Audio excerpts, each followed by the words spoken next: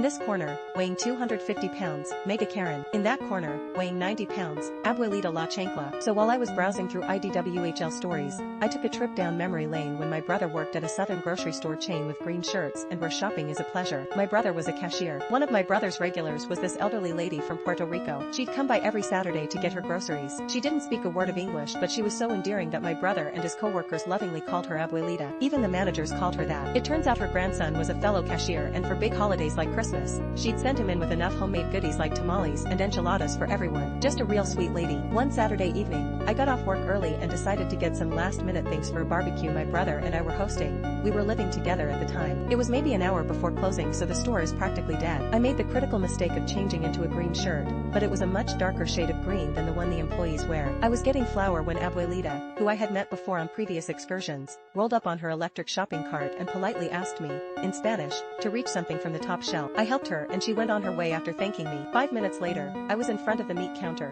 debating which brisket to get when I heard the cleared throat. The warning call of the wild Karen. I stepped aside, thinking I was in her way. She cleared her throat again. I turned and looked to see someone who resembled a 250lb version of Kate Gosselin, complete with the haircut. This was my fatal mistake. Go to the back and get 5 New York strip steaks. She bellowed. Pardon?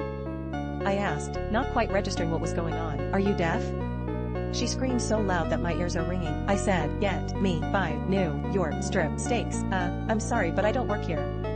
I said, I can get someone to help you though. Don't be stupid. You helped that bitch in the scooter and you're wearing the shirt. You're just being lazy. I was done at this point and said, listen lady, even if I did work here, what makes you think I would help you? Karen raised her fat fist. And then it happened. Something hit the side of her head with a loud smack before landing by my feet. We looked down and see a flip-flop. All of a sudden I hear raised voices in Spanish and turn to look. Abuelita was maybe 10 feet away, missing one flip-flop and holding her other flip-flop in her hand, winding up like she was an MLB pitcher. She was glaring at Mega Karen with black eyes and her mouth set in a firm line. Her grandson was running up to her, yelling at her in Spanish to put down La Chancla. Cue Abuelita starting to cry and tell her grandson that she was only protecting the nice lady who had helped her and that Mega Karen was going to hit me. Now, by this point the manager is coming over and Mega Karen must have realized she'd done goofed up. She pulled the quickest disappearing act I have ever seen. I returned Abuelita's flip-flop to her and thanked her. I also made sure the manager knew that Abuelita was trying to defend me. And that is the story of how a Mega Karen learned the terrifying power of Abuelita and La Chancla.